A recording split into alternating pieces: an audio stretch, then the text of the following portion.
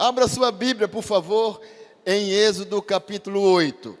Quarta-feira passada nós demos uma pincelada sobre essas propostas indecentes. Agora nós vamos ver um pouco mais adiante, vendo não só o que nós temos em Êxodo 8, como também nós temos em Mateus capítulo 4.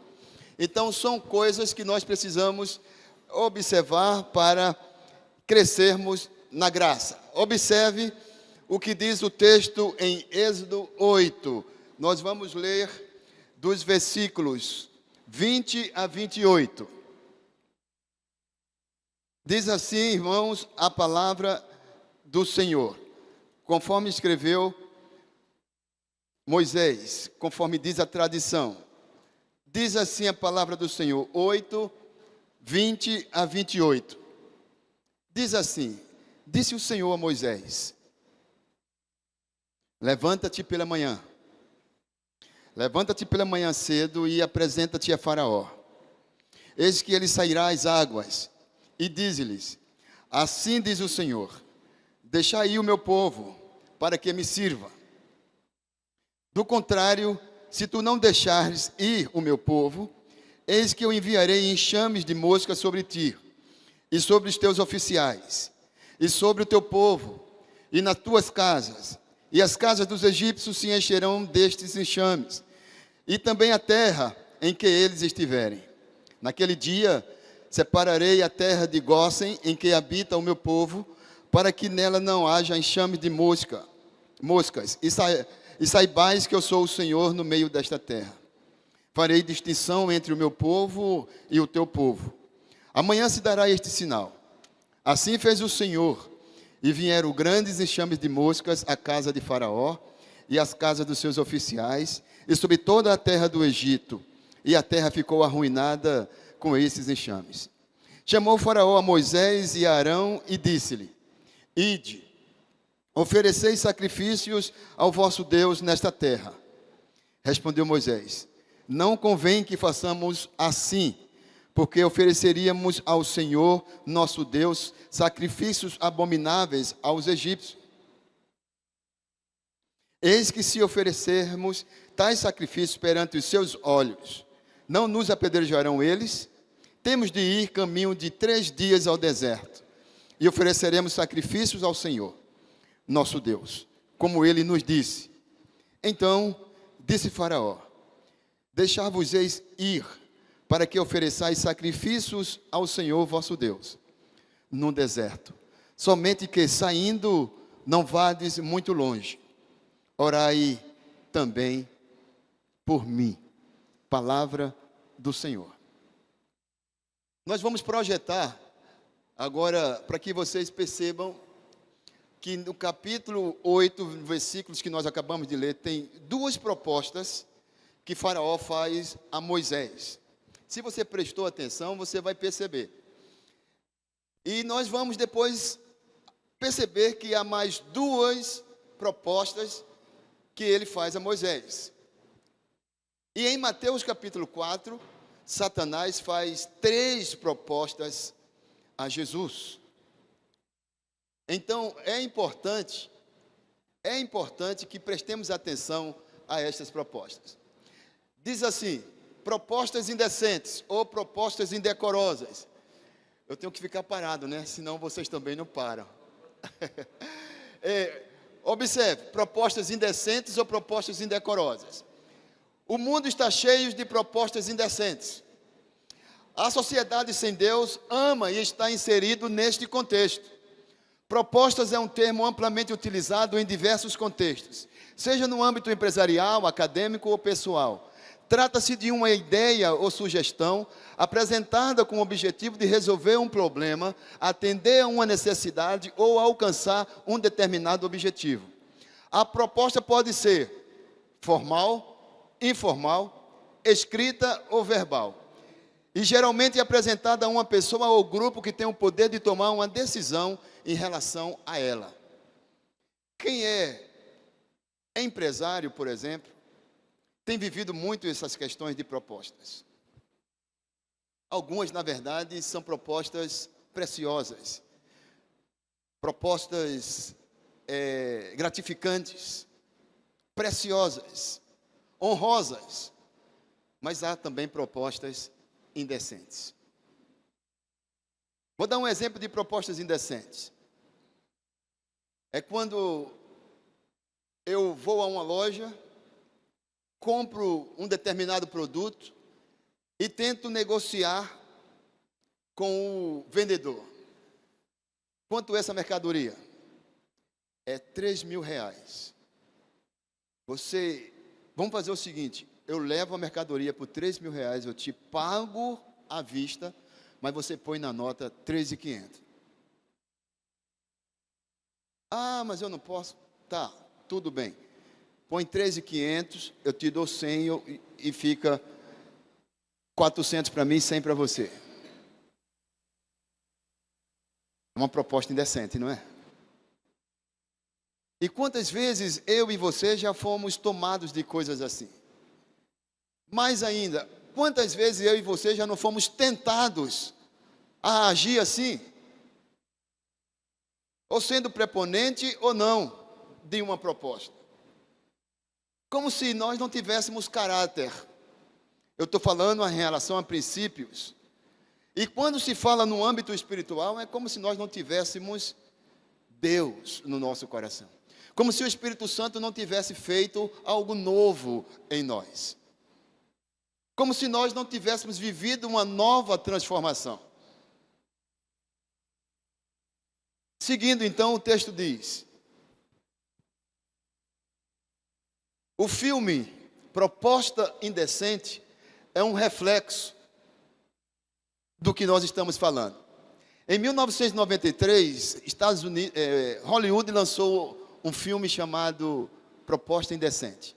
E diz assim: o filme de drama de 1993, baseado no romance do mesmo nome de Jack Reacher, foi dirigido por Adrian Lyne e estrelado por Robert Redford, Demi Moore e Woody Harrelson.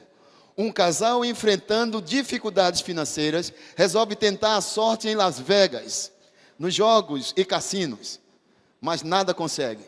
Pelo contrário, ele vai de mal a pior. No entanto, conhece John Gage, um bilionário que oferece $1 milhão ao marido, David Ward, para permitir que a sua mulher, Diana, que no caso é Demi Moore, para ir à cama com ele por uma noite. Proposta indecente, indecorosa, malvada, demoníaca.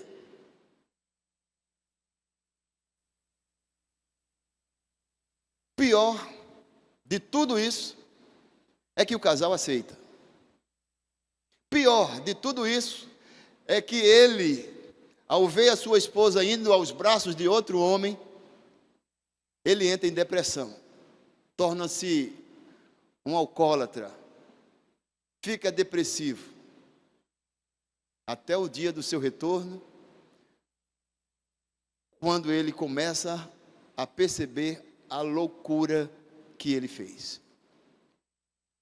Se isso gera, e se isso acontece no âmbito social, no âmbito romântico, amoroso, nós não podemos negar que isso acontece no mundo profissional, no mundo acadêmico.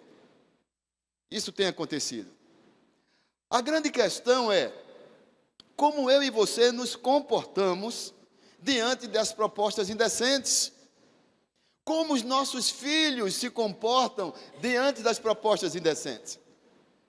Como nós, maridos e nossas esposas, se comportam diante dessas propostas indecentes. Porque nós sabemos que o mundo jaz no maligno.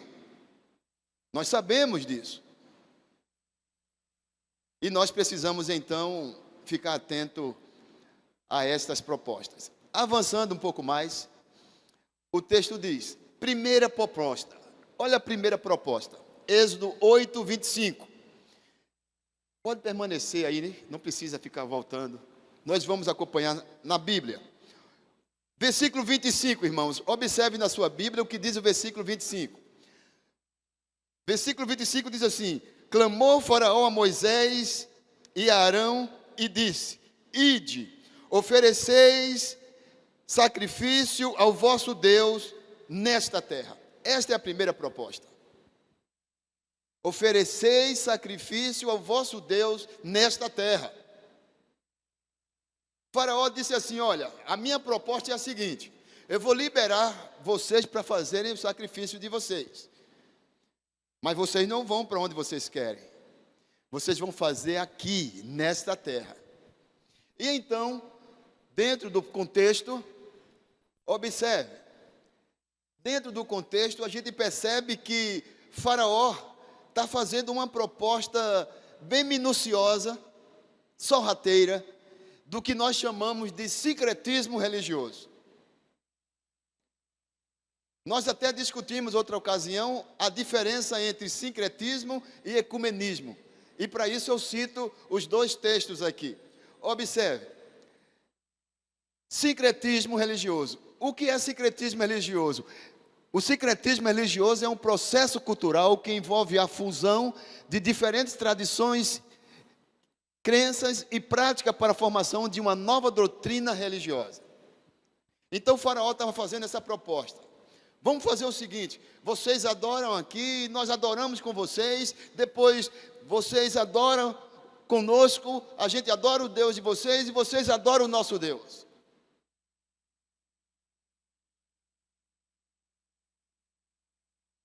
Alguém quer falar alguma coisa? Por favor, vamos. Um por vez, por favor. Isso, muito bem.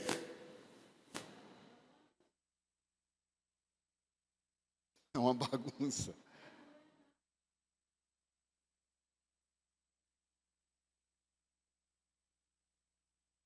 É uma bagunça.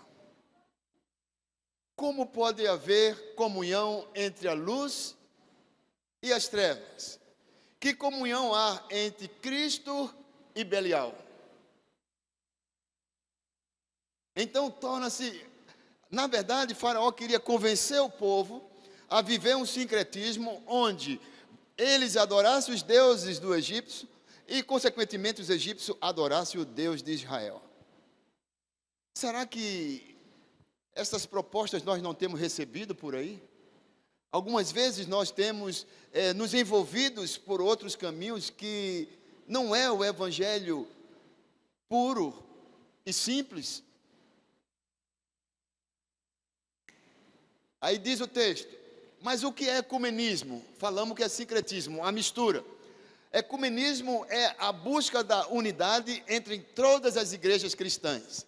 Imagine, igreja presbiteriana, igreja Assembleia de Deus, igreja batista, igrejas quadrangular, igreja adventista, igreja Testemunho de Jeová. Junta tudo isso que diz ser religioso e fazer o culto que aparentemente está servindo e adorando ao mesmo Deus, só com práticas diferentes, incluindo aí o catolicismo. Porque o catolicismo é considerado uma religião cristã.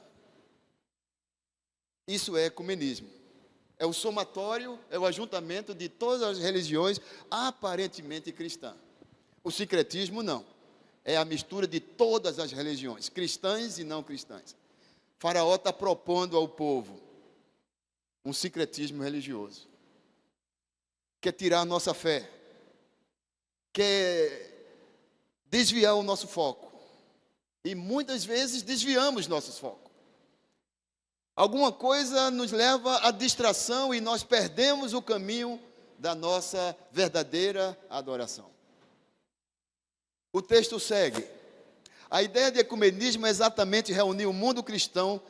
Na prática, porém, o movimento compreende diversas religiões, inclusive aquela não cristã. Avançando, essa é a primeira proposta. Cultue aqui na nossa terra. Essa é a primeira proposta. Proposta indecente de Faraó para Moisés e, consequentemente, para a igreja. Segunda proposta, Êxodo 8, 28. Eu vou pedir que um irmão ou uma irmã leia para mim. 8, 28, segunda proposta.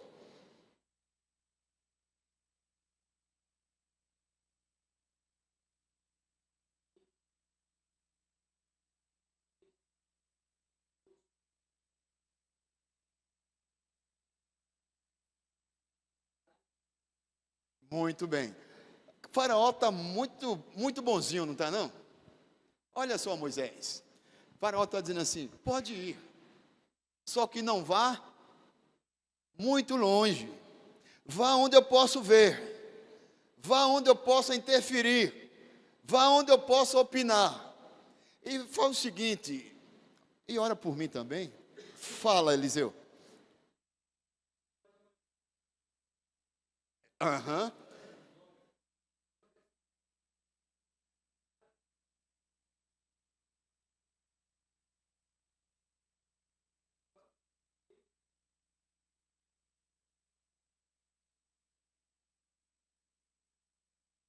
Nós sabemos que o povo de Israel passou quantos anos no deserto?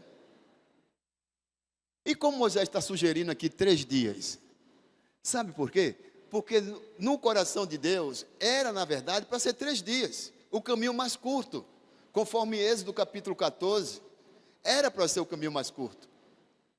Mas por causa da rebeldia, por causa da intervenção do homem, por causa da murmuração, Deus levou pelo caminho mais distante, mais longo, para matar aquela geração perversa, idólatra. Moisés não está mentindo. Como é que Moisés disse que vai passar 3 dias e passaram 40 anos no deserto? Porque esse era o princípio. Essa era a primeira ideia de Deus. Mas na história, no transcorrer do percurso, eles então murmuraram: nós queremos voltar para o Egito porque nós queremos pão, queremos voltar para o Egito porque queremos carne, queremos alho, queremos cominho, estamos com saudade do Egito. Aí Deus disse: tudo bem, vocês vão passar 40 anos aqui e essa geração vai morrer. Outra geração é que vai herdar a terra prometida. Então, irmãos, não vá de longe. Então, o que é que nós entendemos? Observe. Então disse Faraó: deixai-vos ir para que eu ofereça sacrifício ao Senhor vosso Deus no deserto. Somente que saindo não vades muito longe, orai também por mim. O inimigo quer manter os nossos bens, nossa vida, nossa família e tudo o que temos sob os seus olhares e intervenção. Ele quer sempre estar por perto do que temos e amamos. A proposta é: não vades muito longe. Vamos pensar na questão espiritual. Nós temos necessidade de ter um relacionamento mais profundo com Deus. Mas Faraó está dizendo: não vá muito longe. Para que ter um relacionamento tão profundo? Faraó é um protótipo do diabo. Ele está dizendo assim: para quê? Eu quero estar olhando para o seu povo, eu quero estar olhando para os seus bens, eu quero estar olhando para a sua família, quero estar olhando pelos seus filhos, quero estar vendo tudo o que vocês fazem. Não vá muito longe. E nós precisamos estar longe dos olhos de Faraó. Nós precisamos estar perto dos olhos de Deus. Glória a Deus por isso. Mas vamos para frente. Terceira proposta. Terceira proposta é a seguinte: capítulo 10, versículo 8 a 11. Por favor, dou a oportunidade a qualquer irmão e irmã para ler em voz audível.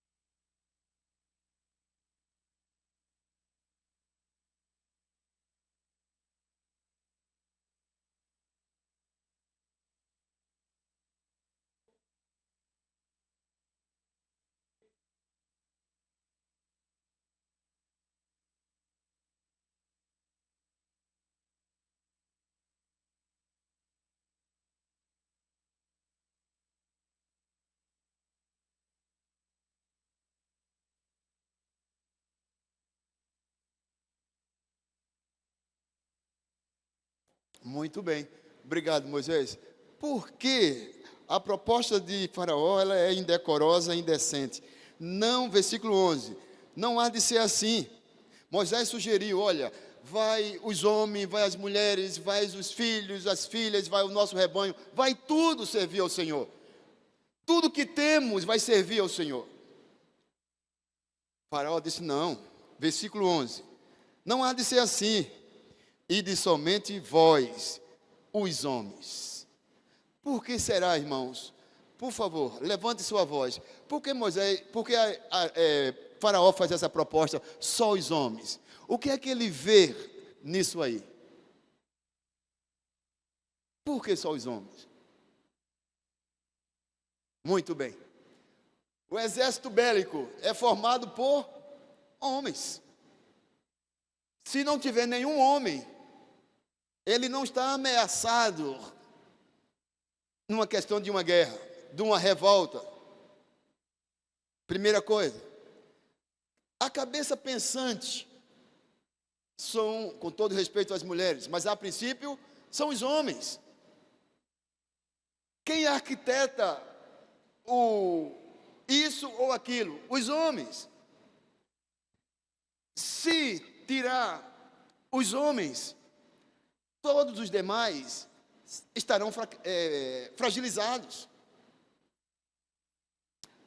Então observe, contextualizando espiritualmente, a proposta de Faraó é tão indecente, que quando nós, na igreja, os homens, não estamos desenvolvendo o nosso papel de homem, os nossos lares e as nossas igrejas estão em grande perigo. Quando nós, homens, não desenvolvemos o nosso papel de provedor, de ajudador, de protetor, companheiro, nossos lares estarão em grande ameaça. Quando os homens não estiverem desenvolvendo realmente o seu papel de homem, a sociedade, a igreja e a família está fragilizada.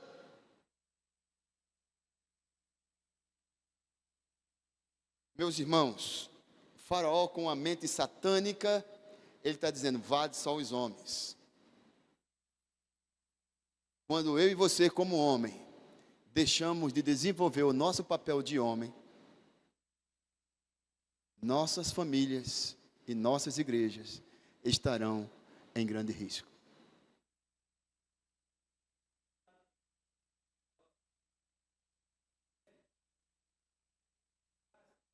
Pode colocar cativo as mulheres e as crianças. Então isso impede os homens de guerrear contra, porque as mulheres e crianças estão lá, a família está lá. Um tipo sequestro. Tipo um sequestro. Então, a permissão de Deus é que para que os homens tomem conta dos seus lares, de suas famílias, e andem juntos, sofram juntos, tenham dificuldade juntos, mas tenham alegria juntos. Não desamparem a família, tem que estar juntos. Como é possível, é tão indecente, você se vê sem sua esposa? De forma alguma. Nenhum de nós nos vemos nessa situação. Imagine, e a proposta indecente e indecorosa de Faraó é, vá dos homens e as mulheres fiquem. Pastor, também não tinha ideia de, tipo, eles irem e ter que voltar buscar as mulheres. Tipo, o Faraó não queria que eles fossem, né? Mas, tipo, os homens iriam, mas, tipo, eles não iam muito longe sem as mulheres. Eles Deveriam voltar. Buscar as mulheres, os filhos e tal, né? Então, era uma proposta indecente do Faraó, de que, olha, eu não quero que vocês vão embora. Então, vocês vão até ali, podem ir sozinhos, mas eu sei que vocês vão voltar, porque eu sequestrei aqui a sua família. A sua família, né? Uhum. Outra coisa interessante, aí Faraó diz assim, olha, pode ir os homens. Para onde os homens iriam sem suas famílias? Qual decisão a gente toma, salvo algumas exceções, mas qual decisão nós homens tomamos sem consultar o nosso cônjuge? E dependendo da idade, os nossos filhos. Não tem como. É uma proposta indecente. Aí diz o texto, Respondeu Moisés: havemos de ir com o nosso jovem, com os nossos velhos, com os nossos filhos e com as filhas, com os nossos rebanhos e com o nosso gado. Havemos de ir porque temos de celebrar a festa ao Senhor.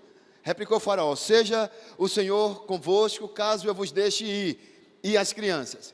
Vê depois, tende conosco mais intenções. Não há de ser assim. Ide somente vós, os homens, e servi ao Senhor, pois isso é o que pediste. E os expulsaram da presença de Faraó. Aí diz, quarta proposta, 24, capítulo 10, 24 e 25. Qualquer um irmão, qualquer irmã pode ler, tá? E deve ler, por favor. 24 e 25.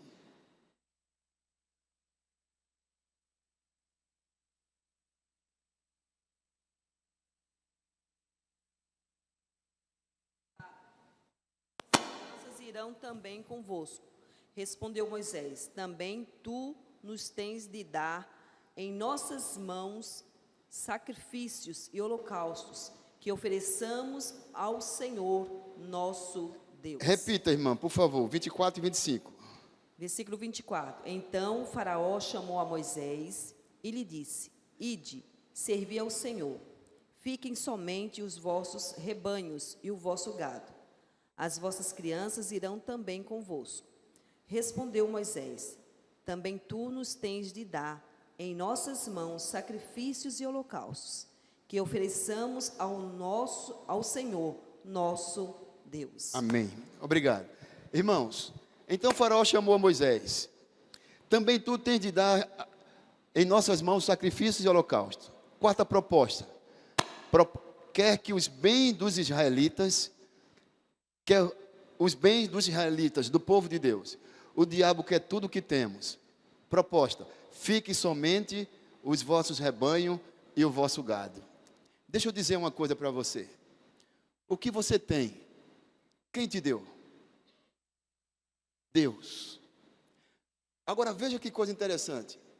Como eu vou 3 dias ou para outro lugar, como foi a proposta de Deus, levar o povo para a terra de Canaã, sem nenhuma manutenção? Como eles iriam sem ter o que comer durante essa caminhada, essa trajetória? Como Moisés iria manter aquela multidão sem rebanho, sem comida, para manter o povo? Essa é a primeira coisa. Segunda coisa: o que eu tenho, o que você tem, é para servir a quem? A Deus. Agora, o que acontece de forma muito sutil, irmãos, é que algumas vezes o que nós temos, aquilo que Deus nos deu, nós não usamos para servir a Deus, nem usamos para servir ao reino de Deus. Explico. Algumas vezes nós somos tacanho, ou seja, nós não somos fiéis dizimistas. Essa é a primeira situação.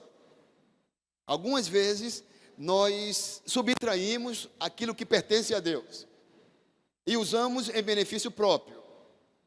Essa é a primeira coisa. Outra coisa importante: quando Deus nos permite ter um bem, a saber, um imóvel, a saber, um carro. Estamos aqui agora e cai uma chuva, eu tenho carro e eu posso conduzir alguns irmãos que não têm transporte próprio até sua casa ou até um lugar seguro, e não faço. Eu estou usando mal os bens que Deus me deu, que é para o louvor da sua glória. Então, eu tenho que entender que eu não posso deixar nada no Egito. E quando eu resguardo, quando eu prendo, quando eu me acerco destas coisas e não abençoo o outro, eu estou deixando os meus bens no Egito e deixo de glorificar a Deus. Quando eu nego uma carona, quando eu deixo de oferecer uma carona, quando eu ofereço algo que eu poderia oferecer por aquilo que Deus me deu e não faço, eu estou deixando o que tenho no Egito. E isso é muito preocupante. Vamos para outra proposta.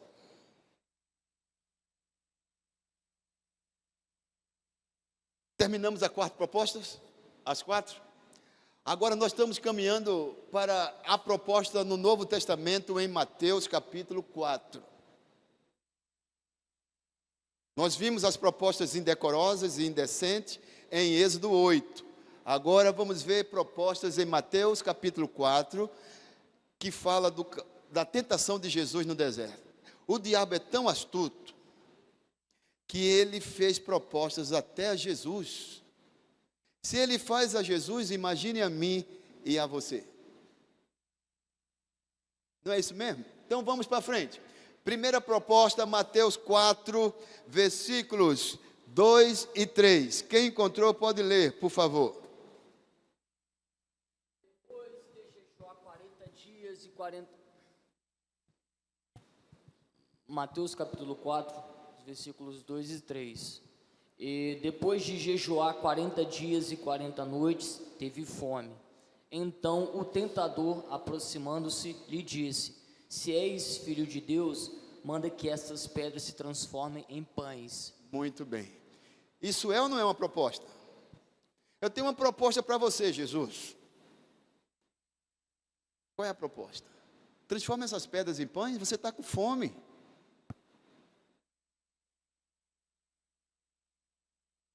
O diabo sabia que Jesus podia transformar aquelas pedras em pães. Por isso, ele fez a proposta. Faraó sabia que Moisés podia fazer ou atender as propostas que ele fez. Por isso, Faraó fez as propostas para Moisés. O diabo sabia que Jesus podia transformar pedras em pães. Assim como ele transformou água em vinho. E tantas outras coisas. Então é importante eu e você entender qual é a proposta do diabo aqui no capítulo 4 de Mateus. O que estamos dispostos a fazer pela manutenção e provisão material nossa e da nossa casa? Iremos negociar princípios e valores? Qual é a proposta? Ele diz assim: se és filho de Deus, manda que estas pedras transformem em pães.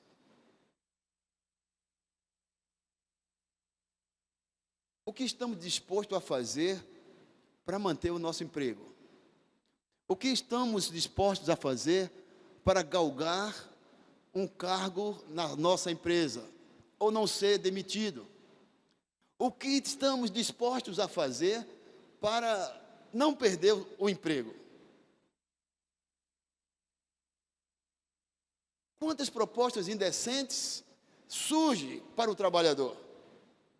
É óbvio que surgem propostas decentes também, mas existem muitas propostas como essa. E nós preocupados com a manutenção da nossa casa, preocupados como manter os meninos na escola, preocupados como levar o pão nosso de cada dia para casa, preocupados como pagar o aluguel, preocupados como pagar a internet, preocupados com aquela lista de coisas, eu então sou capaz de transformar pedras em pães, pensando em mim mesmo.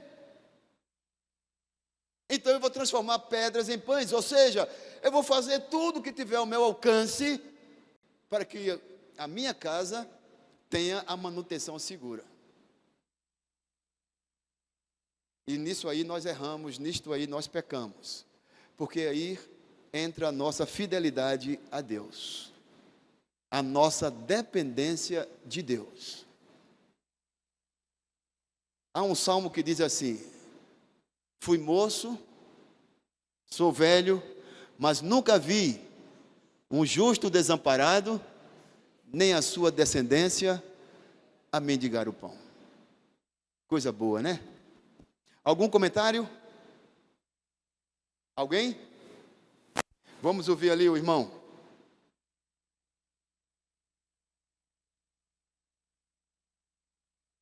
Eu não conheço o jovem. O jovem está com você? Não. Ah, como é seu nome, meu irmão? Bom dia, primeiramente, Pai do Senhor Jesus. Depois eu me chamo Magdiel. Magdiel, certo. Magdiel. Magdiel. Fala aí, Magdiel. Amém. Aqui você estava falando sobre Satanás, estava tentando, né?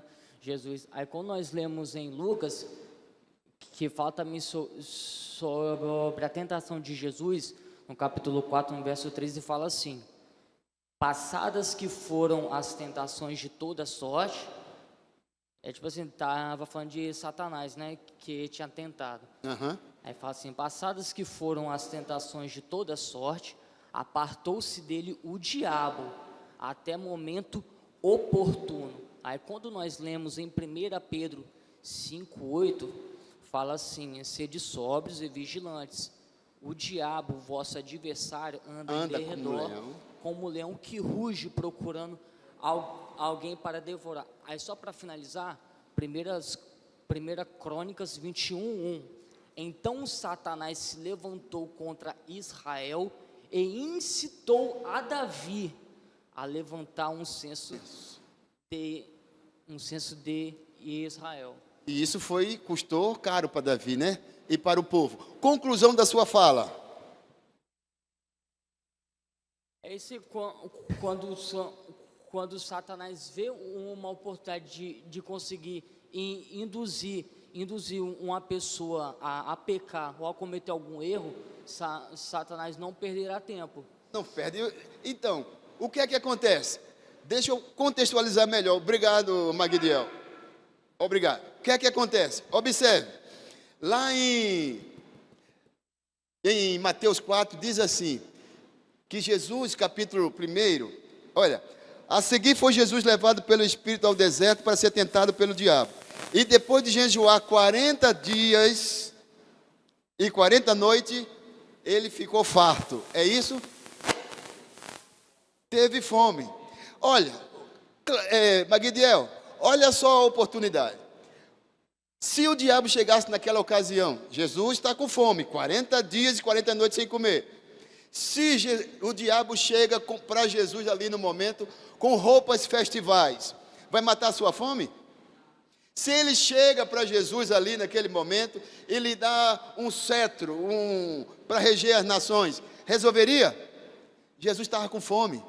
Então, dentro do que você disse, o que é que era necessário? Levar algo que saciasse a sua fome. Então ele diz: se tu és realmente filho de Deus, transforma essas pedras em pães.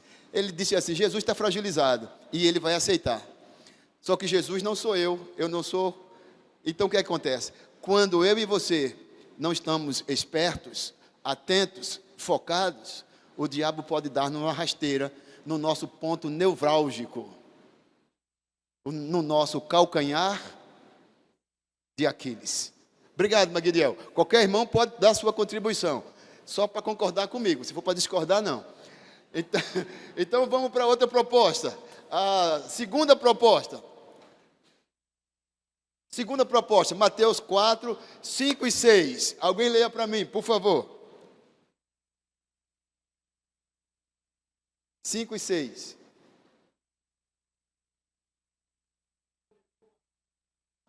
Colocou sobre o pináculo do templo e lhe disse: se és filho de Deus, atira-te abaixo, porque está escrito: aos seus anjos ordenarás a teu respeito que te guardam, e eles te sustentarão nas suas mãos, para não tropeçares em alguma pedra. Um dos mandamentos é: não tentarás o Senhor teu Deus. Observe, o que é o resumo disso tudo? Falso heroísmo, mentira e engano. Você é filho do concerto eterno, você é filha do concerto eterno. Você pode ficar na frente de um carro e nenhum mal vai te causar. É verdade isso? Vai para tu ver? Vai. Vai. Então o diabo chega assim e diz assim: olha, sobe aqui, olha, sobe no pináculo, atira-te, porque está escrito, os anjos vão te segurar e tu não vai cair. Aí muito crente bobo: está escrito lá que os anjos, Deus vai dar ordem ao meu respeito, e eu vou pular da terceira ponte, e quando eu cair, eu vou flutuando, e vou cair, ainda vou cair boiando. Vai cair boiando, nem a alma cai boiando ali. Entenderam, irmãos? Então, às vezes, nós vivemos um falso heroísmo, pensando que tentarmos ao Senhor nosso Deus, isso vai funcionar positivamente a nosso favor. Não vai. Não vai. Isso é falso heroísmo. É mentira. É engano. Que você é filho do conserto eterno, é. Que você é filho da promessa, é. E as promessas do Senhor não são só para aqui, é para o futuro. Mas em nenhum momento ele diz assim, olha, faz isso que funciona. Não. Então, nós não deveremos atentar sobre nossas vidas. Não devemos atentar sobre nossas vidas. Então, o diabo chega para Jesus e faz essa proposta indecente. Pula do pináculo do templo e os anjos vão te segurar. Vai, Rui, põe 300 quilômetros no seu carro, bota lá 280, vai mesmo, pisa aqui, não vai dar nada. Não faz isso não, Rui. Vai com seu 80, 60, você vai chegar tanto quanto vai a 100. Não devemos tentar o Senhor nosso Deus. Às vezes é um falso heroísmo que nós estamos envolvidos, e isso vai nos levar ao fracasso e, consequentemente, desagradar ao coração de Deus. Alguém? Irmã? O irmão está levando o microfone para a senhora, porque ele quer, todo mundo precisa lhe ouvir. Só de falar isso aí, já damos a prova que a gente teme a Deus. E ao Senhor cabe decidir, né? Nos abençoar ou não, mas nós devemos ser justos, ser fiel, temer o Senhor, né? Agora, gostei quando o Senhor falou crente bobo, crente fanfarrão, que mais a gente está vendo por aí, né? Entendeu? Isso aí, não vamos botar Deus à prova. Eu lembro de uma vez que aconteceu comigo mais ou menos isso aí, né? Aí eu falei assim, não, mas eu não posso botar Deus à prova. Aí um irmão muito espiritual falou, gostei, está certo o seu pensamento. É bíblico, irmão. Veja comigo aqui o texto, veja comigo, por favor, o texto de... Obrigado pela contribuição. Veja aí 1 Coríntios, por favor, abra a sua Bíblia em 1 Coríntios, capítulo 10.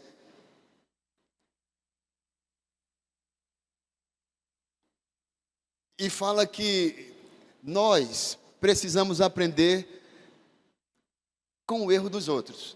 Augusto Cury Rose já dizia assim, que os sábios aprendem com os erros dos outros. O inteligente com os seus próprios erros. O tolo, nem de uma forma, nem de outra. Que nós sejamos sábios. Que venhamos aprender com os erros dos outros. Capítulo 10 de 1 Coríntios. Observe. Eu vou ler para vocês, vocês vão acompanhar em 1 Coríntios capítulo 10. Se nós não estamos dispostos a aprender com o erro dos outros, nós somos tolos. Diz assim, 1 Coríntios 10, 1. Ora, irmãos, não quero que ignoreis que nossos pais estiveram todos sob a nuvem e todos passaram pelo mar, tendo sido todos batizados, assim na nuvem como no mar, com respeito a Moisés. Todos eles comeram de um só manjar espiritual e beberam da mesma fonte espiritual, porque bebiam de uma pedra espiritual que os seguia. E a pedra era Cristo. Versículo 5. Entretanto, Deus não se agradou da maioria deles. Ele está se referindo àqueles que saíram lá do Egito. Observe. Entretanto, Deus não se agradou da maioria deles, razão porque ficaram prostrados no deserto. Ora, estas coisas se tornaram exemplos para nós, a fim de que não cobicemos coisas más, como eles cobiçaram. Não façais, pois, idólatras, como alguns deles, porquanto está escrito, o povo assentou-se para comer e beber, e levantou-se para divertir-se. E não pratiquemos imoralidade, como alguns deles fizeram, e caíram num só dia 23.000. Não ponhamos o Senhor à prova, como alguns deles fizeram, e pereceram pelas mordeduras das serpentes. E nem murmureis, como alguns deles murmuraram e foram destruídos pelo exterminador. Estas coisas lhes sobrevieram como exemplos e foram escritas para advertência nossa, de nós outros sobre quem os fins dos séculos têm chegado. Temos aqui esses exemplos para que nós possamos entender que é melhor aprender com os erros dos outros sem precisar cometê-los. Não ponhamos o Senhor à prova. Finalizando então para a última proposta e concluindo assim o nosso estudo nesta manhã. Terceira proposta, versículos 8 e 9 do capítulo 4. Por favor, Mateus 4, 8 e 9. Antes de ler, você levanta a mão para que nosso irmão aqui, diácono, possa oferecer-lhe o microfone. Isso, a irmã Expedita levantou e o microfone vai chegar até ela. Amém. É a Expedita mesmo que está falando? Eu pensei que fosse Enoque. É porque eu estou com a voz rouca. Levou ainda o diabo a um monte muito alto, mostrou-lhe todos os reinos do mundo e a glória deles. E lhe disse: tudo isto te darei, se prostrado me adorares. Obrigado, irmã. Terceira e última proposta em Mateus, capítulo 4, versículo de 1 até o versículo 11. Diz assim: negociar o inegociável. Nenhum tipo de sucesso compensa a venda da alma. Os anjos irão nos servir se mantermos a nossa fidelidade a Deus. Quanto custa o sucesso? Para o casal da nossa fala introdutória, o sucesso econômico passou por aquela imoralidade. Agora, observe, o diabo incitando Jesus a adorá-lo. Nós precisamos entender a profundidade, a largueza e a altura dessa verdade. Observe que o texto diz que ao Senhor teu Deus adorarás e só a Ele darás culto. Nós não precisamos de um ícone para adorar. A mulher samaritana lá em João capítulo 4, ela ouve de Jesus as palavras que diz assim: mulher, chegará o dia que nem neste monte, nem em Jerusalém adorarás o Pai, porque vós não podereis adorar o que não conheceis. É necessário adorar em espírito e em verdade. Não precisamos de um ícone. Então é importante eu entender o seguinte: o que eu darei, que tipo de negócio eu farei com o diabo, para que eu possa ter tudo? Porque ele diz assim: tudo isto te darei. Ele está se referindo aos reinos.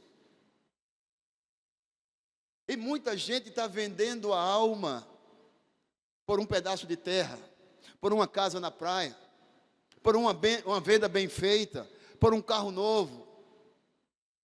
Muita gente está fazendo negócio com o diabo, dando as costas para Deus, enveredando pelo caminho dos vícios, da bebida, da imoralidade, fazendo negócio com o diabo, quando negociar aquilo que é inegociável, que é a nossa relação com Deus, que é nosso bel prazer de adorá-lo em espírito e em verdade. Nenhum tipo de sucesso compensa a venda da nossa alma. Por aquele emprego eu deixo de ir para a igreja. Por aquele emprego eu deixo de ser crente. Por aquele emprego, não vamos negociar isso. São coisas inegociáveis. Alguém? Mais alguém? 14, 12. mas seu fim é caminho de morte. Ficar esperto, né? No mínimo isso. Alguma mais colocação? Irmãos, tem muita gente que antes caminhava conosco, não estão mais conosco. Conheço pessoas, e acredito que vocês também, que estão advogando causas de bandidos, traficantes, pessoas que antes eram cristãs, hoje fazem parte ou defendem causas de traficantes. São advogados do PCC, da quadrilha, eu acho que nem é quadrilha o nome, como se... É isso, facção, isso. Tem muita gente aí vendendo, negociando seus princípios e valores com as facções, deixando Deus para depois. Pessoas que andavam conosco. Hoje nós estudamos sobre propostas indecentes, baseado em Êxodo capítulo 4, versículo 8 a 20, e capítulo 10, versículos 24 e 25, e 28 e 29. E também estudamos em Mateus capítulo 4, versículo 1 a versículo 10, as propostas indecentes do diabo ou Satanás a Jesus. Finalizando, espere grandes coisas de Deus e realize grandes coisas para Deus. Amém? Feche seus olhos, vamos orar ao Senhor. Qualquer irmão, qualquer irmã, por favor, coloque-se em pé e ore ao Senhor agradecendo pelo nosso estudo nesta manhã. Qualquer irmão, qualquer irmã. Pela oportunidade, Pai, de estar aqui na Tua casa, Senhor. Por poder estar aqui, Senhor, para aprender mais de Ti, Pai. Que o Senhor, Pai, nos ajude na nossa caminhada, Senhor. Que o Senhor, Pai, realize o Teu querer na nossa vida, Deus. E que nós possamos a cada dia mais, Senhor, buscar a Ti, Deus, em espírito e em verdade, Senhor. Deus, obrigado por este tudo, obrigado pela Igreja Presbiteriana da Glória, obrigado, Deus, por esta palavra maravilhosa, que veio de encontro, Pai, aos nossos corações, e que, Pai, a cada dia o Senhor possa nos moldar e fazermos, Pai, cada dia mais fiéis, honrando e glorificando ao Teu nome, Senhor. Muito obrigado, Deus, por tudo que o Senhor tem feito por nós, Pai, crendo nas Tuas promessas que o Senhor há de fazer mais. Louvamos o Teu nome, Pai. Nós Te agradecemos por tudo, Pai. E, Pai, nós possamos voltar, Pai, para o estudo de noite, para que nós possamos aqui aprender mais sobre Ti, Pai. Em nome de Jesus. Que o Senhor continue abençoando a vida do reverendo Geraldo, Pai. Glória a que ele continue sendo boca do Senhor aqui na Igreja da Glória, Senhor.